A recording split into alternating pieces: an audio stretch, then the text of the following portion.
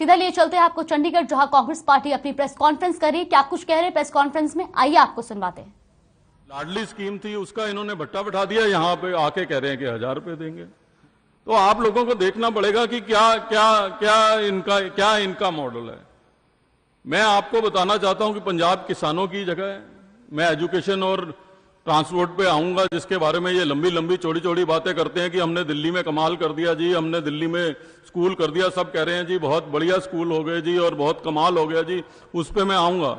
लेकिन मैं एक मिनट का पासिंग रिमार्क में आपसे ये बात करना चाहूंगा कि किसानों की बात यहां आके कर रहे हैं। इस बार जब दिल्ली का इलेक्शन हुआ, तब उस इलेक्शन से पहले भी 2020 के इलेक्शन की बात कर रहा हूं। 2019 में इन्होंने घोषणा की, एक इन्होंने योजना बनाई जिसका नाम रखा चीफ मिनिस्टर किसान मित्र योजना। चीफ मिनिस्टर किसान मित्र योजना के तहत इन्होंने घोषणा की कि जो दिल्ली के किसान हैं, दिल्ली में अभी भी कुछ एरिया में जो है वो किसान जो है वो खेती करते हैं, नरेला है, बवाना है, हमारा आउटस्कर्ट्स में जो एरिया है वहां पे अभी भी कुछ खेती बची हुई है।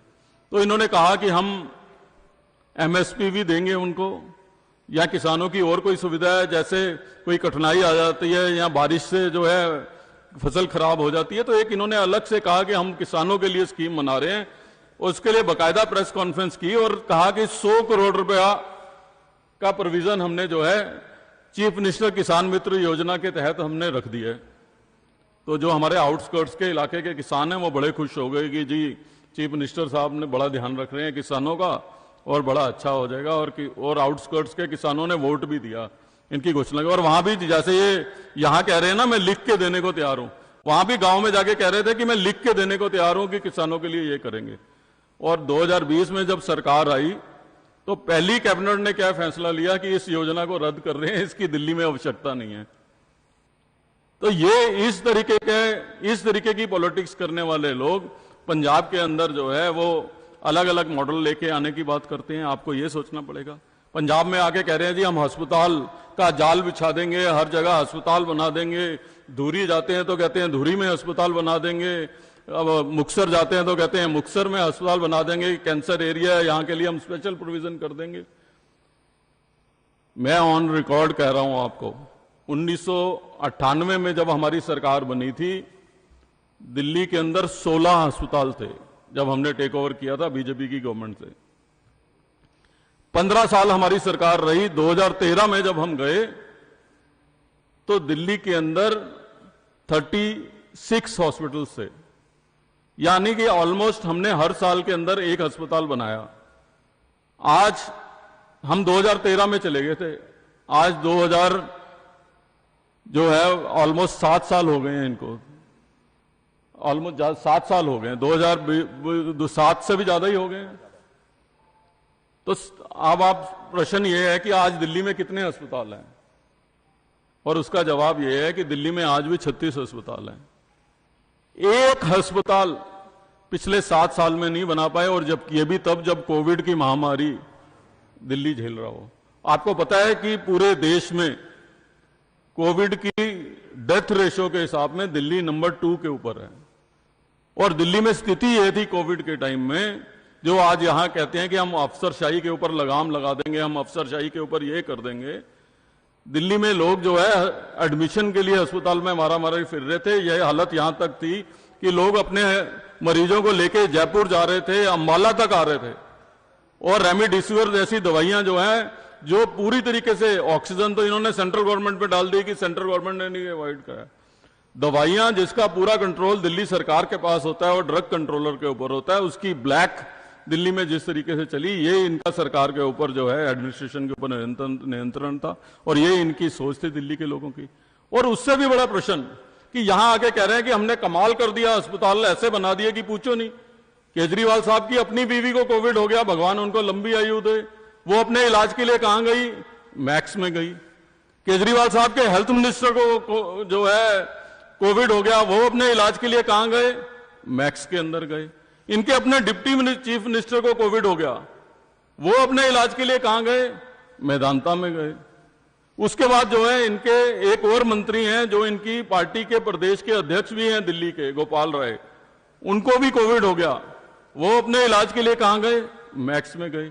भैया जब तुमने इतने शानदार हॉस्पिटल बना दिए हैं और इतनी वर्ल्ड क्लास फैसिलिटी दी है, तुम्हारे अपने घर के सदस्य और अपने परिवार के सदस्य और अपने मंत्री वहां पे इलाज के लिए नहीं जा रहे, तो दिल्ली के लोग क्या जाएंगे?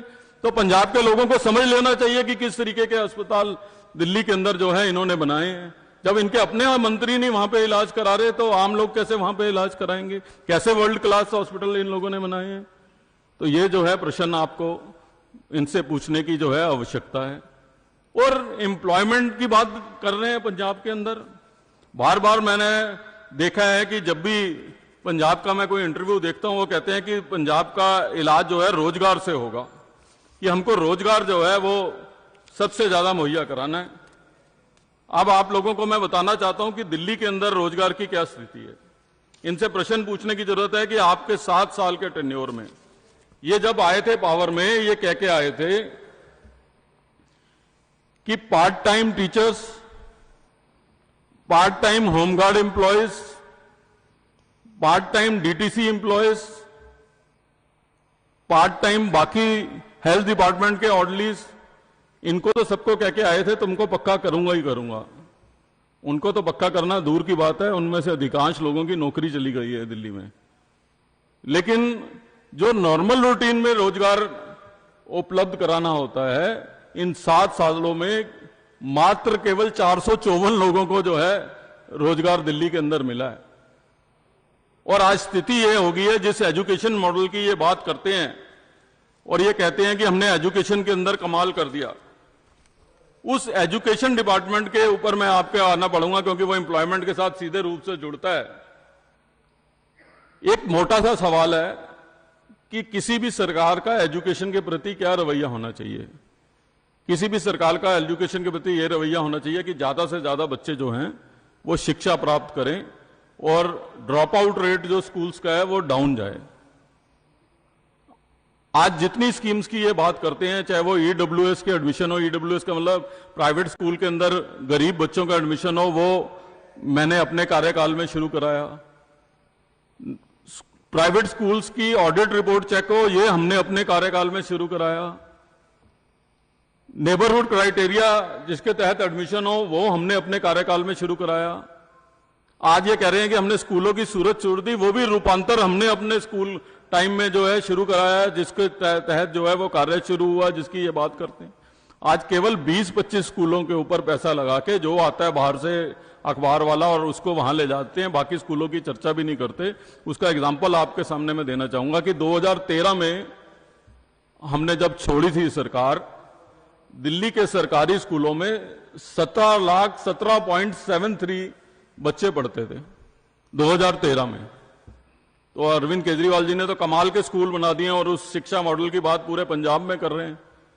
तो 2013 के बाद 8 सालों के बाद तो दिल्ली की आबादी बढ़ी होगी, दिल्ली की आबादी घटी तो नहीं होगी उन 8 सालों में।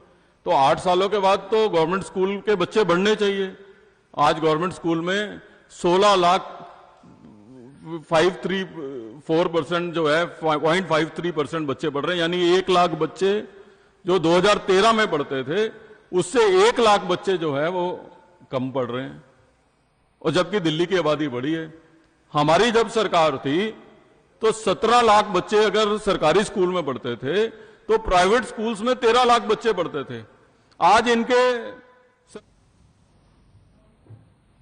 तो तस्वीरें आपने देखी जहां चंडीगढ़ में कांग्रेस की प्रेस कॉन्फ्रेंस जारी थी, वहीं इस दौरान अरविंदर सिंह लवली ने जमकर आप पार्टी संयोजक अरविंद केजरीवाल पर भी निशाना साधा। तो वही रुक कर लेते अगली बड़ी खबर की ओर, जो अगली बड़ी खबर आ रही है दिल्ली से, जहां प्रधानमंत्री नरेंद्र मोदी श्री गुरु रविदास धाम मंदिर पहुंचे। वही करोल बाग के रविदास धाम में उन्होंने मत्था टेका। आपको बता दें कि शब्द कीर्तन में भी प्रधानमंत्री शामिल हुए।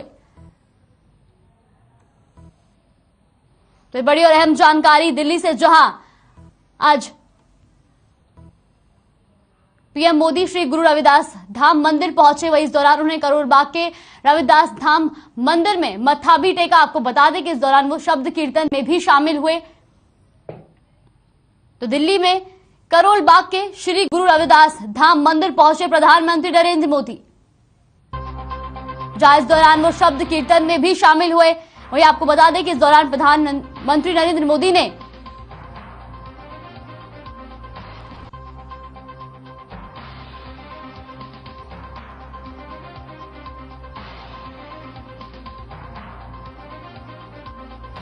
तो दिल्ली में करोल बाग के श्री गुरु रविदास धाम मंदिर पहुंचे प्रधानमंत्री नरेंद्र मोदी, जहां उन्होंने सब कीर्तन में हुए शामिल। वहीं आपको बता दें कि इस दौरान पीएम मोदी ने मजीरा भी बजाया। तो ये बड़ी और अहम जानकारी, जहां प्रधानमंत्री नरेंद्र मोदी श्री गुरु रविदास धाम मंदिर पहुंचे, जहां वो शब्द कीर्तन में शामिल। वहीं आपको बता दें करोल बाग के रविदास धाम मंदिर में जहां प्रधानमंत्री नरेंद्र मोदी ने मत्था टेका।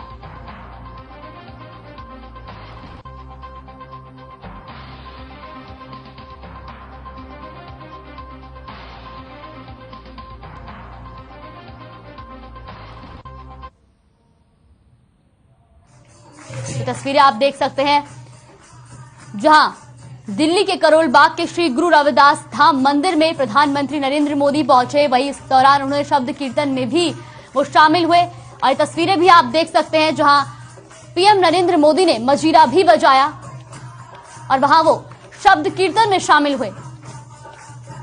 तो ये तस्वीरें हम आपको दिखा रहे हैं दिल्ली के करोल बाग के श्री गुरु रविदास धाम मंदिर, जहां आज प्रधानमंत्री नरेंद्र मोदी ने रविदास धाम मंदिर पहुंचकर मत्था टेका। तो वहीं इस दौरान वो शब्द कीर्तन में भी शामिल हुए। साथ ही तस्वीरें भी आप देख सकते हैं, जहां कीर्तन की तस्वीरें हम आपको दिखा रहे हैं। इस दौरान प्रधानमंत्री नरेंद्र मोदी ने मजीरा भी बजाया।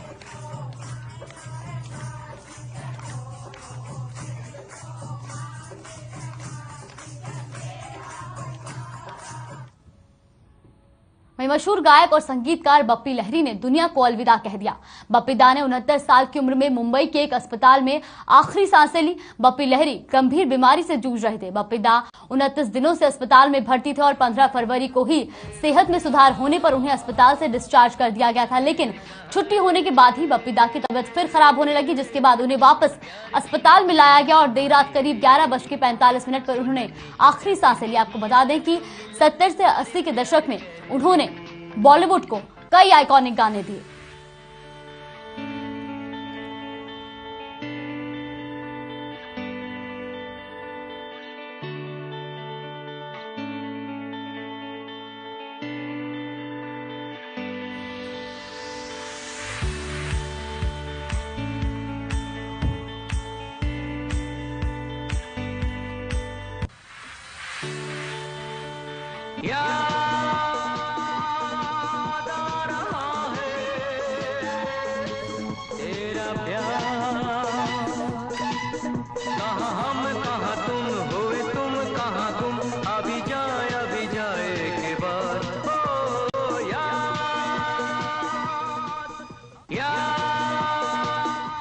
तो मशहूर गायक और संगीतकार बप्पी लहरी ने दुनिया को अलविदा कह दिया। तो वह इस मौके पर जहां सीएम मनोहर लाल ने भी उनको ट्वीट कर श्रद्धांजलि दी, तो वही उन्होंने इस पर गहरा दुख भी जताया। साथ ही उन्होंने कहा कि उनके गाने हमेशा हमारे दिलों में जिंदा रहेंगे, उनका संगीत हमेशा हमारे दिलों में जिंदा रहेगा।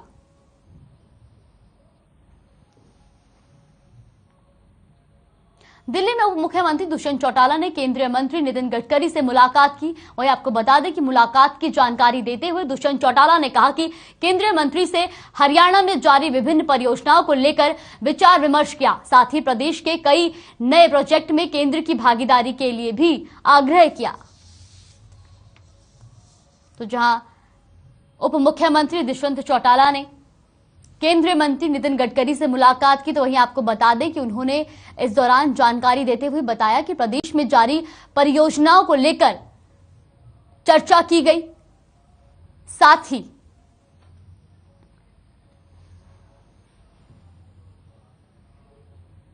तो वही गुरुग्राम के बसई गांव के करीब उस समय अफरा तफरी मच गई जब दिल्ली से आ रही ट्रेन रेवाड़ी की तरफ जा रही थी, जहां सेल्फी ले रहे 4 दोस्त ट्रेन की चपेट में आने से मौत हो गई। जानकारी के मुताबिक चारों दोस्त घूमने आए हुए थे, जहां ट्रेन की पटरी पर ट्रेन आते वक्त सेल्फी लेने लगे। वहीं ट्रेन इतनी रफ्तार में थी कि ये पता ही नहीं चला कि कब अचानक चारों दोस्तों को ट्रेन ने चपेट में ले लिया और ट्रेन ड्राइवर ने आगे जाकर जब ट्रेन को रोका, तकरीबन 30 मिनट तक ट्रेन रुकी रही। वहीं रेलवे पुलिस ने चारों के शवों को पोस्टमार्टम के लिए अस्पताल भेज दिया। अभी तक चारों दोस्तों की पहचान नहीं हो पाई है। तो आपको बता दें कि जहां दिल्ली से रेवाड़ी जा रही ट्रेन की चपेट में आने से 4 दोस्तों की मौत हो गई। तो वहीं आपको बता दें कि चारों दोस्त वहां घूमने आए हुए थे और इस दौरान वो सेल्फी ले रहे थे।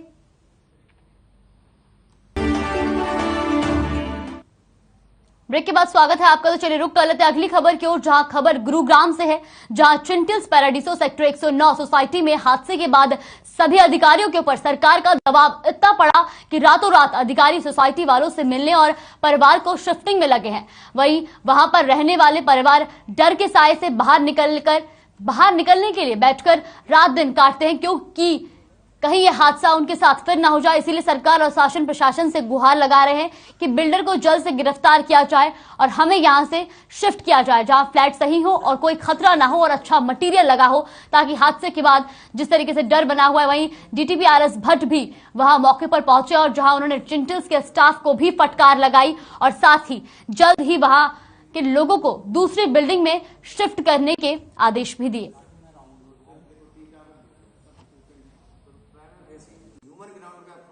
ऐसे है कि सबसे पहली रिक्वेस्ट रेजिडेंट्स की ये थी कि जी एफआईआर दर्ज कराई जाए, जो कि एक एफआईआर दर्ज कराई, उसके बाद सारे डायरेक्टर्स को इन्वॉल्व किया जाए। वो town and country planning department की तरफ से हमने लगभग 48 आवर्स में इन्वेस्टिगेशन करके डायरेक्टर्स के नाम और स्ट्रक्चर इंजीनियर्स और आर्किटेक्ट और कॉन्ट्रैक्टर के अगेंस्ट हमने नॉन अवेलेबल कुछ धाराएं जो है जैसे 120B 467 68 लगाई। फिर रेजिडेंट्स की ये भी रिक्वेस्ट थी कि जो धाराएं लगी हैं उसमें 304 पार्ट 2 लगनी चाहिए, क्योंकि उसमें ये है कि जी आपकी कोई इंटेंशन है कि जी अगर आप ऐसा सुपरविजन कर रहे हो कि जिसके कारण किसी की जान जा सकती है, ऐसी नॉन अवेलेबल धारा लगनी चाहिए। पुलिस के साथ भी डिस्कशन करके पुलिस ने उसकी इन्वेस्टिगेशन की और 304 2 पार्ट लग चुकी है, वो धारा भी लगा दी गई है पुलिस की तरफ से। तो वो रेजिडेंट्स की रिक्वेस्ट थी। दूसरा जो है हेडक्वार्टर से भी ये डायरेक्शन थी कि इमीडिएटली 40 फैमिलीज जो हैं उनको रीसेटल किया जाए। आज 12 बज रहा है, ये आई थिंक 11:47 हो रहे हैं और भट्ट सर यहाँ पर हैं। ये शोज कि कितने सीरियसली ये ले रहे हैं इशू को, नहीं तो अभी तक हमने ऐसा अफसर नहीं देखा। सब बातें करके जा रहे थे और कोई भी एक्शन नहीं हो रहा था, लेकिन इतने टाइम तक जो इन्होंने आज सुबह दोपहर को वर्ड्स बोले, आज उनको वो पूरा देखने के लिए कि किया या नहीं किया, क्योंकि चिंतल जो ये मैनेजमेंट टीम है इतनी स्लो थी कि 4 दिन से हम वही काम एक्सपेक्ट कर रहे थे कि 2 दिन में कर देते, लेकिन आज जब रियली में भट्ट सर ने अपना कहते ना कि एक दूसरा रूप दिखाया, तब जाके ये लोग ऐसे सुधरे हैं कि आज 12 बजे तक हम सब लोगों को घर मिल पाया है। आदमपुर क्षेत्र से कांग्रेस विधायक कुलदीप बिश्नोई से व्हाट्सएप कॉल के जरिए 2 करोड़ रुपए की फिरौती मांगने का मामला सामने। आपको बता दें कि विधायक की मीडिया टीम का कहना है कि पुलिस से इस बारे में शिकायत की गई। शिकायत में विधायक कुलदीप बिश्नोई ने लिखा है कि उनका घर आदमपुर मंडी में है, जहां आज वह नई दिल्ली में थे कि सुबह उनके व्हाट्सएप नंबर पर विदेश के मोबाइल से कॉल आया। कॉलर ने उनसे 2 करोड़ रुपए की फिरौती मांगी। इसके बाद उनके पास से बार बार व्हाट्सएप कॉल आ रहा है। इसके अलावा एक और नंबर से बार बार मैसेज भी आ रहा है। कुलदीप ने कहा कि व्हाट्सएप मैसेज पर मुझसे और मेरे परिवार से फिरौती ना दिए जाने पर जान से मारने की धमकी दी है। तो साथ ही आपको बताया दें कि कांग्रेस विधायक ने शिकायत के साथ साथ फोन रिकॉर्डिंग भी दिया है।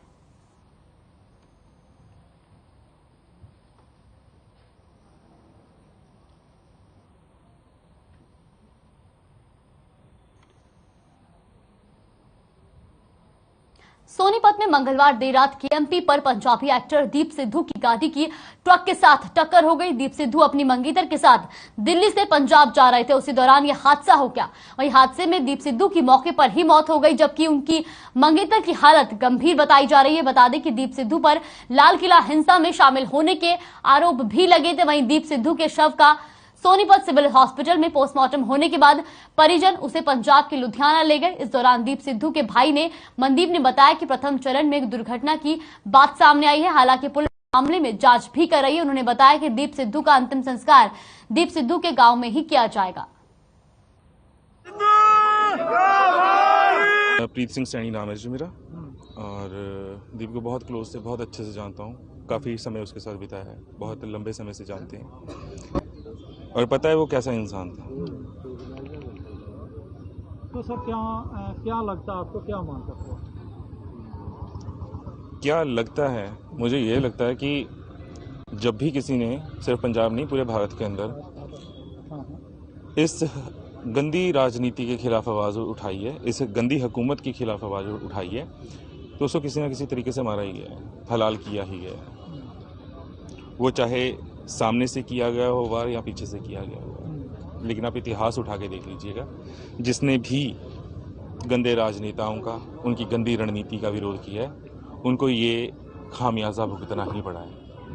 और फिर उनके केस ऐसे ही 174 की कार्रवाई के साथ दबा दिए जाते हैं। बॉडी हमने पोस्टमार्टम के उपरांत परिवार को हैंडओवर कर दी है और परिवार उनको क्रिमेशन करने के लिए पंजाब के लिए निकल चुके हैं। कैसे बता रहे हैं, क्या लगता है ड्रिंक की हुई थी? देखिए, मैं बिना डॉक्टर्स की रिपोर्ट के ये क्लियर नहीं कर पाऊंगा। हमें शराब की एक आधी बोतल जरूर मिली है, लेकिन कंक्लूड मैं डॉक्टर्स की रिपोर्ट जो एफएसएल से प्राप्त होगी उसके बाद ही क्लियर कर पाऊंगा। ये रिपोर्ट कब तक आने की हम कोशिश करेंगे जल्दी से जल्दी। सर, जो एफआईआर दर्ज हुई है वो किन किन धाराओं के तहत क्या वो दर्ज किया मैंने पहले बताया 279-304 में दर्ज की है अननोन ट्रक ड्राइवर के खिलाफ, जिसका ट्रक वहां मौके पर ही हमें खड़ा मिला था। सर, जो महिला थी उनका क्या ड्रिंक का टेस्ट हुआ है? देखिए, उनका हमने ट्रीटमेंट चल रहा है और उनके टेस्ट वगैरह चल रहे हैं, तो उसकी जो भी रिपोर्ट्स आएंगी हम will take it that in investigation और विल डिस्क्लोज इट।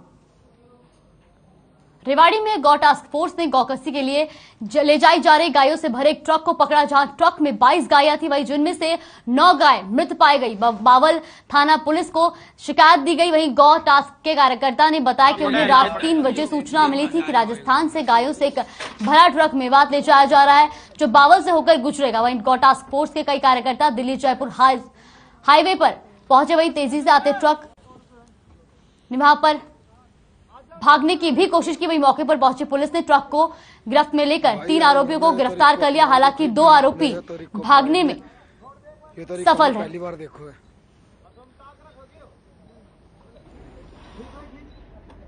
रात को कुछ गौ कस्सी वाले एक ट्रक में गाय ले जा रहे थे, जिस पर गौ रक्षक व पुलिस की सहायता से उस ट्रक को काबू किया और उसमें 3 नौजवान लड़कों को गौ कस्सी करने वालों को गिरफ्तार कर लिया है। 22 गायों को मुक्त कराया गया है, जिसमें 13 गाय जीवित हैं, 9 मर चुकी हैं। मुकदमा दर्ज करके कार्रवाई की जा रही है। कहाँ की घटना है सर? ये जयसिंहपुर खेड़ा बॉर्डर से चले थे और इधर अपना नए चाणा दुर्गा माता मंदिर की तरफ ट्रक ठूंस दिया था, तो यहाँ काबू आए थे। वहीं चरखी दादरी के गांव रावलधी स्थित आईटीआई के पास मंगलवार की शाम बाइक सवार युवकों ने फायरिंग कर दी। ये बदमाश युवक पर फायरिंग करने पहुंचे थे। राहत की बात यह रही कि किसी को भी फायरिंग में गोली नहीं लगी। फायरिंग के बाद बदमाश मौके से फरार हो गए। वहीं घटना की जानकारी मिलने पर दादरी सदर थाना पुलिस और स्पेशल स्टाफ की टीम घटनास्थल पर पहुंची और पुलिस ने छानबीन में गोलियों के सेल भी बरामद किए।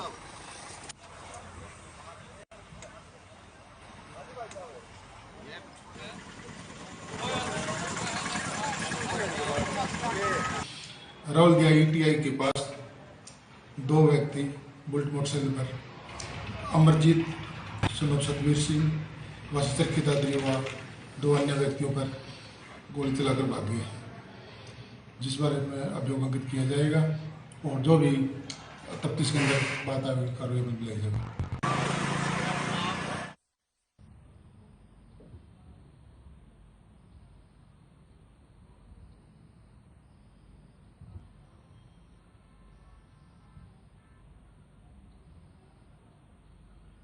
फिलहाल के इस बुलेटिन में बस इतना ही। खबरों में बने रहने के लिए देखते रहिए हर खबर।